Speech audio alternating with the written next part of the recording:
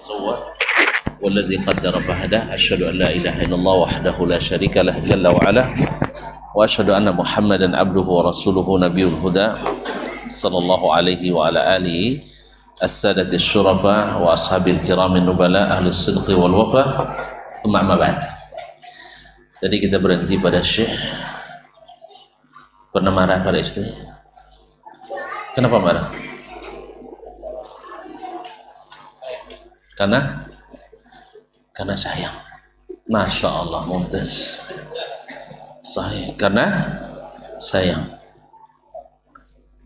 Berarti dia penyayangnya.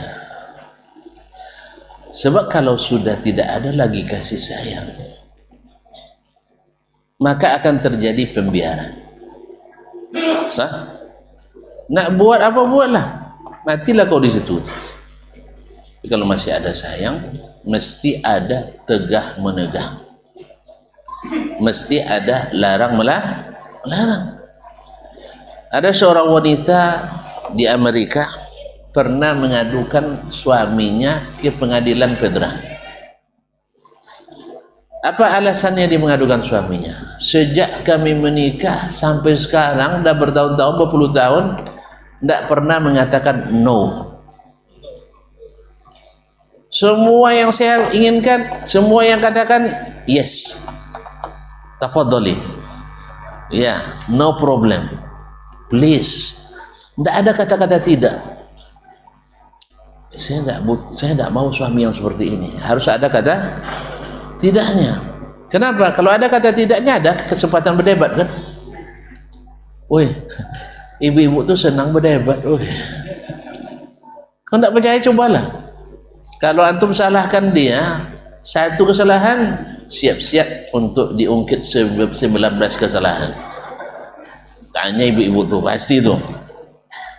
Sah? Dan kalau dia sudah mulai, jangan didebat. Kita pasti kalah. Sebab bahan ceritanya 24.000 kata. Kalau main 3 set pun kita tetap kalah. 2-1. Sebab kita punya jatah hanya 7.000 kata sehari.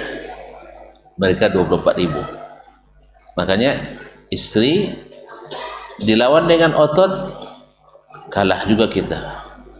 Dilawan dengan otak, kalah juga kita.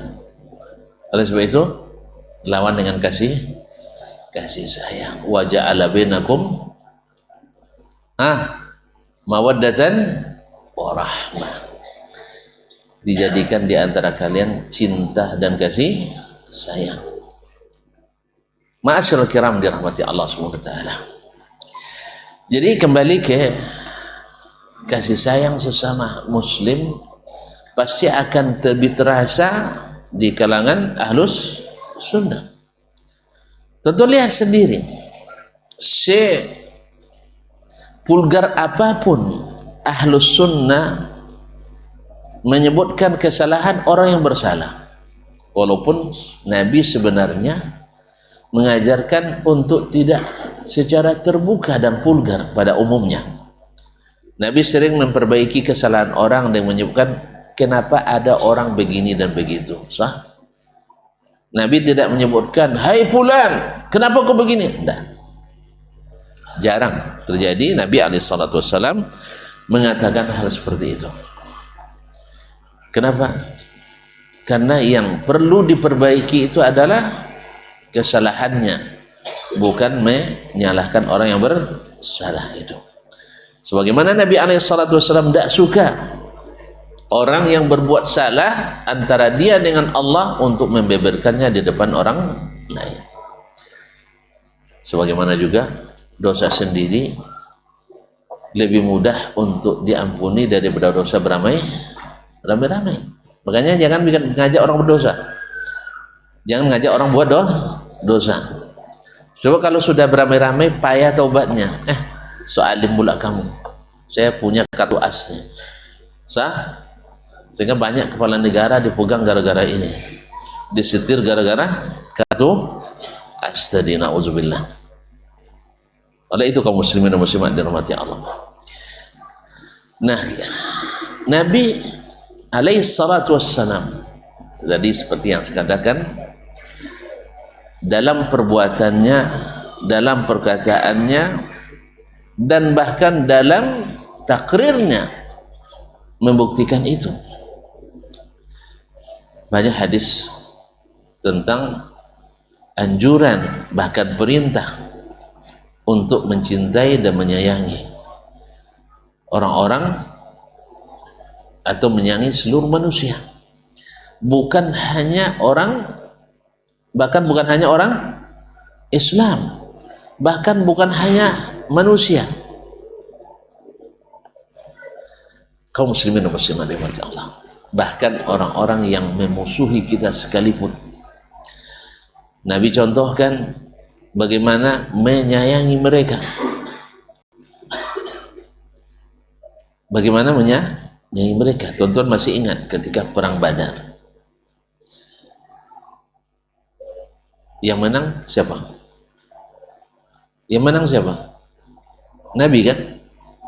Padahal tidak bersiap untuk perang, bersiap untuk menghadang kafilah dagang Quraisy, untuk meminta kembali harta-harta mereka yang dirampas ketika hijrah. Tetapi orang Quraisy berdasarkan informan dari Bani Ghifar kirim berita telegram ke Mekah, ini mereka bersiap untuk perang melawan pasukan Nabi SAW, yaitu 1:3. 1:3. Ternyata kemenangan itu bukan di tangan yang kuat, tapi di tangan yang ditolong oleh yang maha kuat, yang ditolong oleh yang maha kuat. Oleh itu kaum muslimin dan muslimat ini semakin mengokohkan bagaimana Nabi SAW ketika perang, orang-orang yang tadi ditawan, ada yang ditawan, ada yang mati dari kalangan kufar. Coba lihat ma'asyiral kiram dirahmati Allah, Walid ibnul Walid, saudara Khalid ibnul Walid, menceritakan waktu itu dia belum masuk Islam, Khalid pun belum masuk Islam. Ketika dia ditawan, dia termasuk yang ditawan, lalu dia cerita kepada kita bahwa kami yang baru saja bertekad untuk membunuh mereka, yakni kaum muslimin, tetapi ternyata mereka menang. Kami yang disuruh naik onta, mereka jalan kaki. Mau tuan-tuan tuh baru saja bertekad membunuh kami, tapi pas kami tertangkap diperintahkan oleh Nabi muliakan tawanan. Apalagi tawanan itu adalah kerabat kita juga, sah? Kan ada dun sanak semua di situ, ada keluarganya kan? Tapi memang Islam menganjurkan kita untuk memuliakan walaupun tawanan. Wa yutimuna at-ta'ama ala hubbihi miskinan wa yatiman wa asira. Jadi Ahlus Sunnah bahkan kepada orang-orang yang non sunnah sekalipun akan lebih penyayang daripada orang yang non sunnah kepada Ahlus Sunnah. Coba lihat di sepanjang sejarah yang banyak mengadu-gadukan ke penguasa adalah non sunnah mengadukan ahli sunnah. Kisah Imam Ahmad yang diazab oleh beberapa orang khalifah berkat aduan ahli bid'ah. Imam Ibnu Taimiyah rahimahullah sampai di penjara, sampai meninggal di penjara akibat diadu-adukan oleh ahli bid'ah. Sampai hari ini yang sering melakukan persekusi bahkan sejak zaman Nabi sallallahu alaihi wasallam adalah orang-orang non sunnah, mempersekusi pengajian ahli sunnah. Tuan-tuan pernah membubarkan kajian orang? Berarti Wahabi tuh ya, kalau tidak mau membubarkan kajian orang berarti Wahabi. Karena kalau jadi ahli sunnah harus pandai membubarkan kajian. Itulah ketuanya terlibat pula masalah kasus. Hah? Iya kan? Nah, kaum muslimin dan muslimat dirahmati Allah SWT. Ahlus sunnah itu nabinya yang imamnya Sayyidina Muhammad SAW, yang Allah katakan, "Fa bima rahmatin minallahi linta lahum." Karena rahmat kasih sayang dari Allah kamu berlemah lembut dengan mereka. Wa ma arsalnaka illa rahmatan lil alamin. Maka inilah yang dicontoh oleh para sahabat ketika ada utusan Abdul Qais datang ke Madinah. Nabi melihat kondisi mereka yang menyedihkan, pakaian compang-camping, badan kurus kering, tanda kurang gizi. Dan mereka adalah saudara-saudara kita kaum muslimin, bukan yang sedang dilanda bencana, tapi dalam kondisi normal, tapi kelihatan kurang makan nampaknya, pakaian banyak compang-camping. Akhirnya Nabi SAW, sebenarnya kalau dia bukan orang penyayang dan peduli, apa urusannya mereka sendiri? Tapi Nabi tidak. Akhirnya Nabi keluar masuk ke rumahnya mencari apa yang bisa diinfakkan. Ternyata dia tidak bukan apa-apa. Karena beliau Nabi SAW selalu memulai dengan dirinya. Kalau dia sanggup sendiri, dia akan melakukannya. Seperti dia hijrah ke Madinah, bikin masjid, tanah yang dibeli, tidak mau tanahnya diwakafkan. Sebab dua anak yatim pemilik, dia katakan, "Ya Rasulullah, kami aja wakafkan." "Enggak, saya beli." Sebab Nabi ingin masjid ini namanya masjid, masjid ini namanya Masjid Nabawi. Awalnya Masjid Dasmani, tapi tanah wakaf pula orang. Sah? Boleh nama Masjid Dasman. Nabi tidak mau. Karena harus dengan hak bahwa ini masjid adalah milik saya. Dan saya yang harus mendapatkan pahala terbesar. Pada Nabi dijamin masuk surga, sah? Nabi dia jamin masuk surga. Tapi dia ingin masuk surga dengan prestasi. Bukan hanya karena mendapat generasi atau amnesti atau pemulihan nama baik. Tidak, Nabi memang dengan patut dan pantas. Makanya segala yang dia lakukan selalu di puncak dalam berkasih sayang. Akhirnya Nabi SAW bolak-balik tidak dapat apa tidak ada yang bisa diinfakkannya. Akhirnya apa? Dia mengajak masyarakat. Maka datanglah seorang Ansar membawa pundi-pundi uang yang sampai hampir kedua tangannya tak mampu mengangkatnya. Banyak biti itu ya. Kalau hampir kedua tangannya tidak kuat mengangkatnya. Kalau laki-laki kekar berapa kuat mengangkat? Berapa? Kalau saya tanya dulu Pak Kak Dandim, kalau tentara itu kekuatan angkatnya berapa maksimal? Dia bilang 200 kilo. Kalau 200 kilo ya.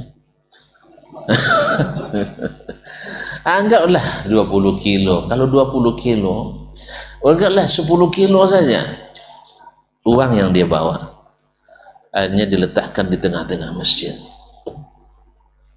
Melihat itu, sahabat yang lain pun kembali ke rumahnya mengambil apa yang mereka bisa infakkan. Ia ketemu periuk-periuk diinfakkannya, ketemu kain-kain diinfakkannya, uang-uang diinfakkannya, sampai 2 onggok besar uang dan barang-barang terlihat di dalam masjid oleh Nabi alaihissalatu wassalam. Subhanallah, fala tatala'la wajhu Rasulillah sallallahu alaihi wasallam ka'annaha mazhabah, sehingga wajah Nabi sallallahu alaihi wasallam sangat ceria, bercahaya seperti emas ditimpa oleh sinar matahari. Allahu Akbar. Begitu cepatnya mereka respon terhadap dakwah Nabi alaihissalatu wassalam untuk peduli kepada saudaranya. Karena apa yang dirasakan oleh mereka, kalau orang sayang akan ikut merasakan itu. Bukankah kita ketika melihat orang menderita, kalau kita peduli kita akan merasa sedih. Dan ketika rasa sedih itu datang, timbul rasa sayang. Ketika rasa sayang itu datang, ada niat nak berbuat untuk melepaskan penderitaan orang. Sahih? Akan ada niat. Iya. Dan semakin kuat itu niat, maka semakin banyak kita akan keluarkan. Sebab apa? Sebab Nabi katakan mathalul mu'minina bitawaddihim wa tarahumihim wa ta'atufihim kamathalil jasadil wahid idza ishtaka minhu udhun tada'a lahu sa'iru al-jasadi bis-sahri wal hummah. Rawahu Muslim. Perumpamaan orang beriman. Coba lihat kalimat yang dipilih Nabi, fi tawaddihim, saling mencintai, wa tarahumihim, saling menyayangi, wa ta'atufihim, saling peduli. Saling peduli. Makanya orang yang perasa, orangnya disebut dengan atifi. Orang yang perasa, sensitif rasanya, kalau dia sedikit melihat kesedihan langsung menangis. Selihat tersinggung langsung marah ya. Nah, ini namanya atifi, perasa. Nah, dalam perasaan terhadap saudara, dalam rasa cinta, kasih sayang, ibarat satu tubuh. Allah, ibarat satu tubuh. Tidak ada, kita akan rela membiarkan bagian dari tubuh kita ini tersakiti. Makanya kalau jalan kita pakai sandal supaya tidak terpijak kaca atau duri. Sahih? Kemudian kita pilih jalan, jangan jalan di tempat yang licin, nanti terpeleset dan tumbang, patah pula pinggang. Dijaga lagi.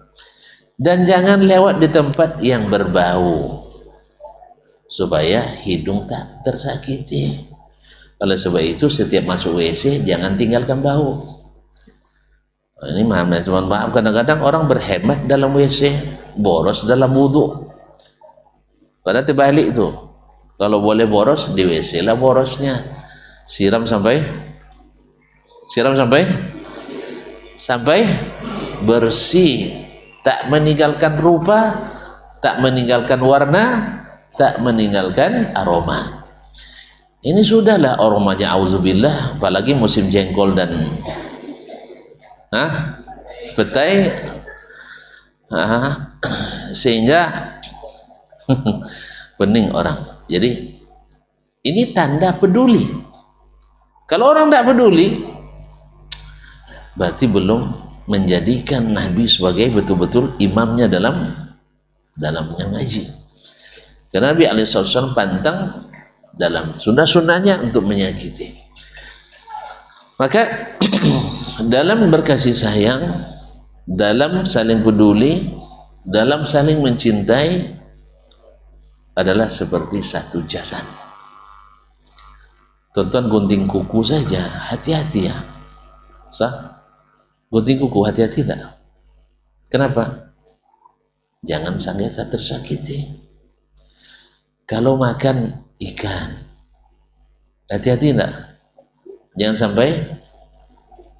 sampai tersangkut tulang di kerongkongan. Nanti kalau tersangkut nanti minum air topi orang, air kopiah. Mau minum air kopiah? Ada pula yang ahli dulu di kampung dulu ya. Jadi kalau ada yang nyangkut tulang di kerongkongannya, minum air peci datuk tuh. Mau? Makanya hati-hati. Jangan sampai minum peci, atau kerja motong pula tuh. Tuh motongnya nyadap karet. Nah, itu air peci dia yang tidak pernah dicuci pecinya. Itu yang tuh minum. Oleh sebab itu hati-hati. Makanya sebelum itu terjadi, hati-hati makannya. Sebelum kita nanti minum perahan peluh orang ahli neraka, sekarang kita keluarkan hal itu semuanya. Dan salah satu caranya adalah al-infaq. Itu berinfak. Shadaqatus sir, sedekah yang disembunyikan. Tudfi'u ghadabar Rabb, menghindari kemarahan Allah Subhanahu wa taala. Ma'asyiral kiram dirahmati Allah Subhanahu wa taala, maka Nabi sangat senang melihat donasi yang tadi secara spontanitas, sehingga mengumpulkan, akhirnya keluar statement Nabi alaihi salatu wassalam, karena orang tadi yang memulai lalu diikuti oleh yang lain. Man sanna fil islami sunnatan hasanah falahu ajruha wa ajru man amila biha la yanqusu min ujurihim syai'ah. Siapa yang mencontohkan suatu contoh yang baik dalam Islam, maka baginya pahalanya dan pahala orang yang mengikutinya tanpa mengurangi pahala orang yang mengamalkannya tadi. Makanya orang-orang yang menjadi panitia, orang-orang yang menjadi penggerak, itu adalah sesuatu yang sangat-sangat baik dan sangat-sangat dianjurkan. Karena apa?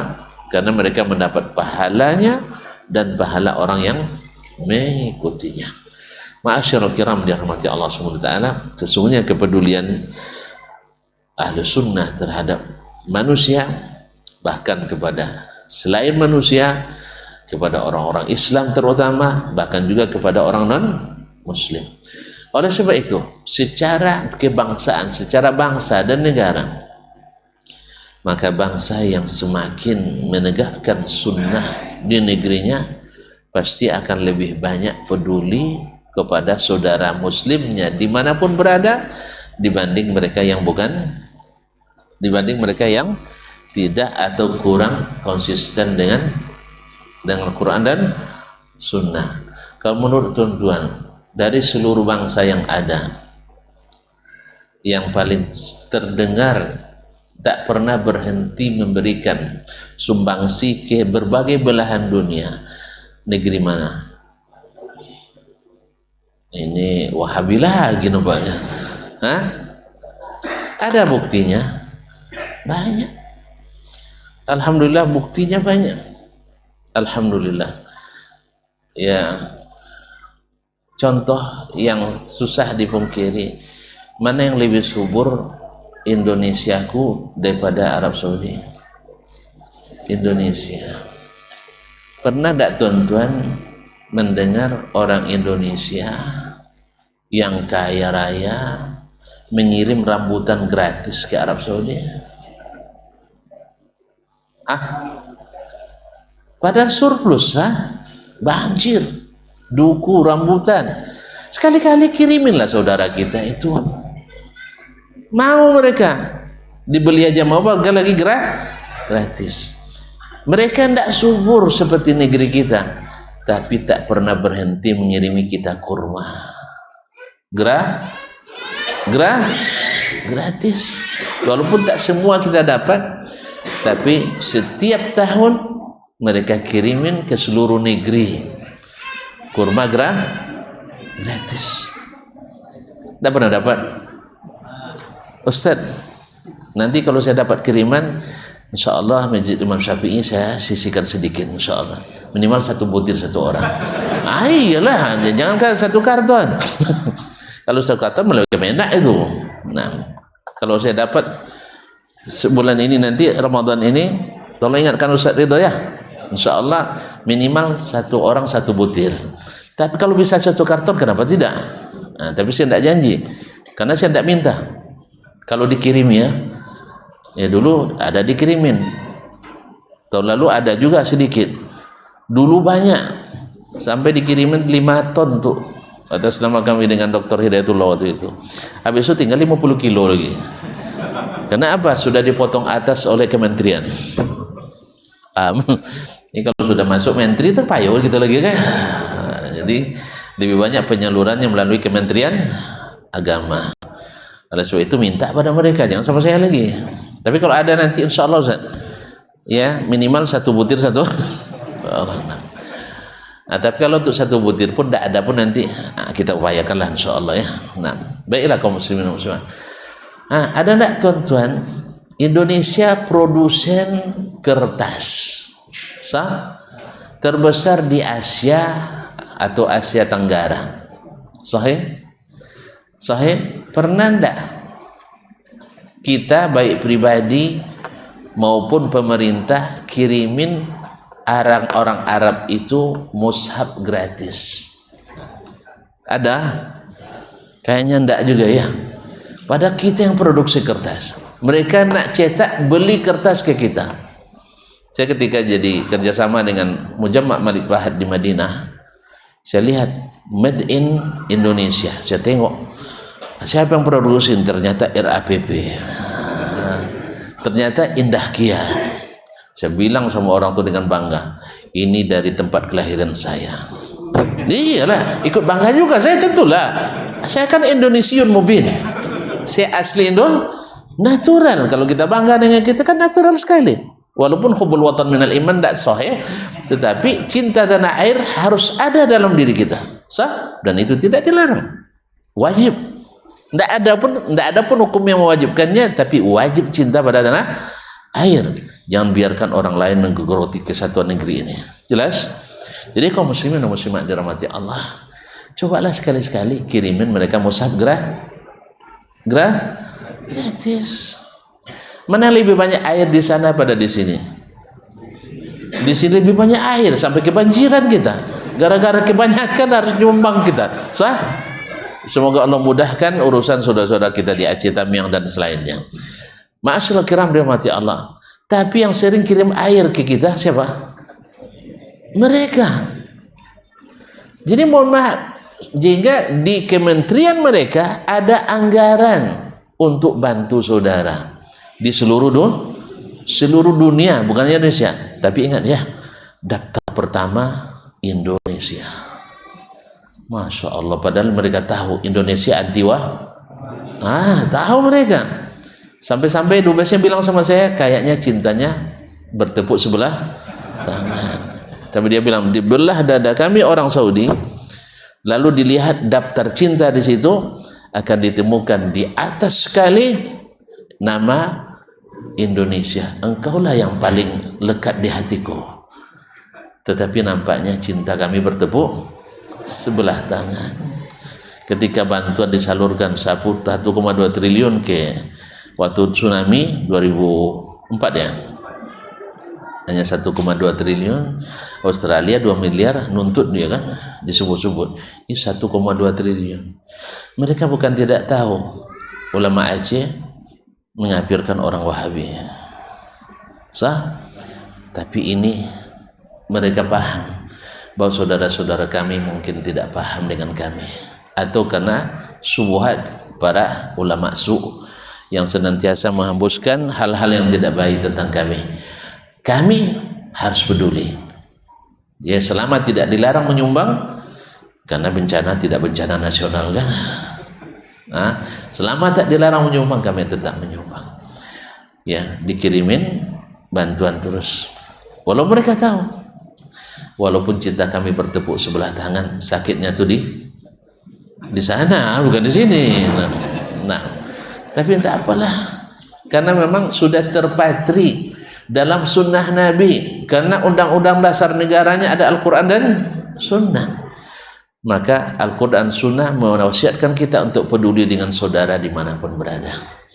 Maka kita pun harus ambil bagian, tidak banyak, sedikit. Kalau tidak sedikit, banyak ya, segantung keikhlasan kita.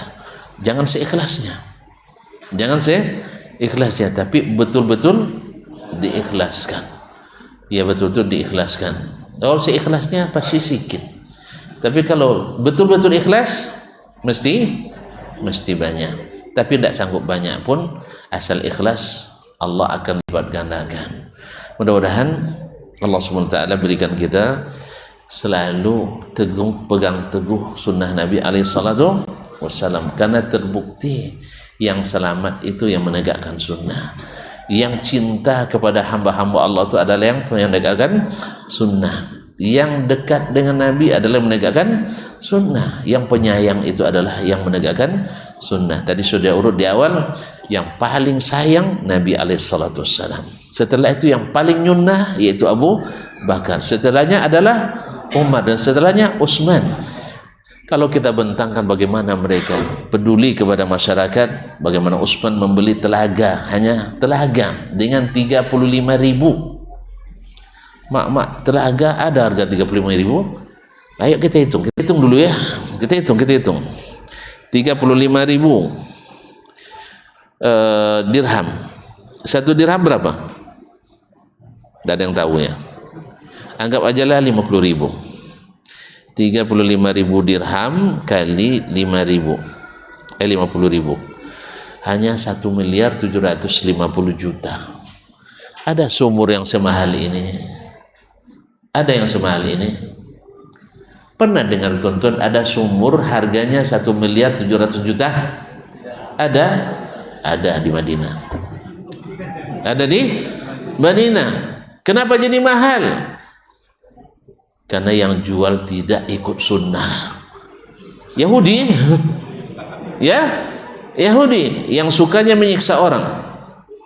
Tapi karena Allah dan sayang pada kaum muslimin, Utsman siap dengan uang sebanyak itu. Apa balasannya? Besok angkat jadi khalifah? Enggak ada cerita. Besok kita tanda tangan kontrak politik. Pilih saya nanti? Enggak pernah Utsman membayangkan jadi khalifah. Tapi apa jaminannya? Surga.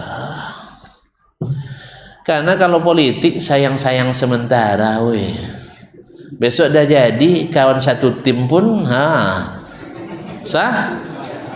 Tim sukses pun tak sukses. Karena apa? Lillahi. Tapi kalau lillahi ta'ala, karena iman dan sunnah, maka tidak diangkat pun, tidak diangkut pun, tidak dibawa ikut pun, kita tetap loyal. Ini juga dalam dakwah kita juga seperti itu. Selama niatnya lillah, jadi pengurus tak jadi pengurus, dipakai tak dipakai, diundang tak diundang, tetap dakwah. Selesai? Ya sama, saya pun harus begitu juga. Ya kalau saya lillah, nak diundang atau tidak diundang, tetap dakwah. Jelas? Kan saya bilang dulu sebelum pulang, kalau gini kamu dakwah, kata kawan, tidak bisa diterima di Indonesia nih, katanya. Loh kenapa? Iya, suka nyalain orang. Bukan suka nyalain orang, orang tuh suka bikin salah. Sah?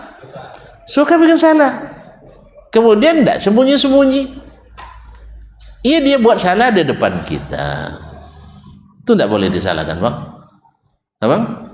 Kan dia bilang Wahabi itu haus darah, katanya. Sah? Diumumkan pula di media kan, di depan pejabat-pejabat penting negara kan. Tentu saya harus jelaskan, sebab saya lama tinggal di kalangan orang, di kalangan orang Wahabi. Anggaplah dulu, anggaplah mungkin sekarang, mungkin karena saya sudah dicuci otak jadi Wahabi misalnya kan. Di awal-awal dulu ada saya digertak, mau jadi Wahabi aman, kalau tidak Wahabi pulang. Ada gitu? Enggak ada. Dia tahu kok bahwa saya sebelum masuk ke Saudi belajar akidah Asy'ariyah, Maturidiyah. Tanya ke Ucia. Kan ya? Kata Madarun loh. Kan masih belajar Kifatul Awam bau, Husnul Hamidiyah, Hasyiatul Dusuki, sah? Ummul Barahin. Kan itu baca sifat 20. Tidak ada pernah digertak. Kamu kalau tidak tinggal sifat 20, keluar dari Saudi. Kalau tidak, kan ini gayanya. Siapa yang bertentangan dengannya? Iya, kalau ini dia bikin salah seperti ini, boleh didiamkan. Yang bikin fitnah seperti ini boleh didiamkan. Boleh didiamkan. Ini ancaman ini, yaitu memfitnah orang, berdusta. Ini dosa besar umat yang difitnah. Padahal ini kenyataan. Tuan-tuan pergi umrah dan haji, tahu nggak orang Arab Saudi bahwa di sini banyak aswaca, asli warisan? Tahu nggak mereka? Tahu kan? Tahu kan? Pernah nggak ada ketika di counter imigrasinya Tengok Indonesia, kan ditanya Indonesia apa bukan? Kau tengok jenggotnya nggak ada nih Wahabi apa Aswaja nih kan misalnya ada nggak ditanya? Pernah nggak ditanya? Anda Wahabi atau bukan? Wahabi red line, ya, garis merah. Nah kalau Wahabi masuk garis hijau, yang tidak jelas abu-abu. Nggak pernah, 15 tahun saya di sana nggak pernah guru kami ngancam kalau kamu tidak Wahabi tidak akan lulus. Bahkan tidak ada materi Wahabisme, nggak ada. Nah, tiba-tiba datang orang dari mana tibonya menyimpan dendam kesumat, dia bilang kalau mereka yang berkuasa habis kita dibantai. Ya Allah, paham tak? Kan dusta, yang dusta begini harus diluluskan. Bukan saya nak suka menyalahkan orang, tidak. Jadi sebut itu kalau tidak mau disalahkan, jangan bikin kesalahan yang saya lihat. Paham tak? Kalau tidak mau disalahkan, jangan buat kesalahan di tempat yang saya lihat. Kalau terlihat oleh saya, wajib saya menjelaskannya. Sah tidak? Karena membela kehormatan saudara muslim wajib. Saya kesal juga dengan ada salah seorang murid saya di grup, padahal murid awak. Kalau ketemunya dicium tangan awak dibuatnya. Tapi pas saya dipitnah di grup, diam dia. Nah, ini tidak bagus ini. Guru antum dipitnah, antum diam. Apa fitnahnya? Ustaz Dasman itu kalau ngajar berbeda pendapat dengan santrinya atau muridnya, diusir keluar. Padahal yang ngusir orang itu bukan awak dong. Tapi yang dapat fitnah kita, diam dia. Ini yang tidak boleh sebenarnya. Tapi tidak apa-apa lah, saya sudah maafkan ya. Yang merasa melakukan itu di sini aman-aman aja, saya sudah maafkan. Nah, mana tahu ada di sini kan? Nah kalau tidak ada aman lah, alhamdulillah. Ini orang kalau tidak salah dibaca kesalahan itu kan aman dia kan. Tapi kalau orang bersalah baru aja mengarah ke salah, nyinggung kita lagi dia tuh. Sahih? Dah, gitu aja dulu ya. Sama-sama berdoa kita, mudah-mudahan Allah ringankan hati kita untuk peduli dan sayang kepada kaum muslimin, bahkan seluruh alam semesta ini. Harus kita sayangi, tumbuhan kita sayangi. Yang kedua, mudah-mudahan saudara-saudara kita yang mendapatkan musibah dimanapun, Allah ringankan pula beban penderitaannya. Karena yang paling menderita itu sebenarnya hati. Semoga dengan iman, dengan Islam, dengan persaudaraan, mereka semakin diringankan hendaknya. Sebab musibah itu semuanya sama kita hadapi. Cuman cara menghadapinya kadang berbeda. Ada orang yang lapang hatinya sehingga tidak selalu merasakan sakitnya. Tapi ada yang masak fokus ke situ saja, terasa sakitnya. Mudah-mudahan Allah berikan mereka hal-hal yang meringankan, dan yang meninggal semoga Allah ampuni dosa-dosanya dan ditempatkan di tempat yang terbaik di sisinya. Dan yang masih hidup, yang sakit disembuhkan, dan yang hilang ditemukan, dan yang mendapatkan kerugian semoga Allah ganti dengan yang lebih baik. Dan kita walaupun tidak punya harta, tapi setidaknya doa harus sampai kepada Allah untuk mereka. Baik, oleh sebab itu saya tutup aja Ustaz ya. Sampai jumpa kembali di lain waktu insyaallah. Mohon maaf ya, kayaknya sudah lapar tuh. Saya lupa nengok keningnya tadi. Yalah, maafkan aja ya. Jangan bilang tidak maaf, tidak maaf, tanggung saya lanjutkan aja. Bilang mau maafkan kan? Alhamdulillah, berarti mau pulang itu. Terima kasih dan mohon maaf. Wabillahi taufiq wal hidayah. Wallahu taala alam. Wassallallahu ala nabiyina Muhammadin wasallam. Wassalamualaikum warahmatullahi wabarakatuh.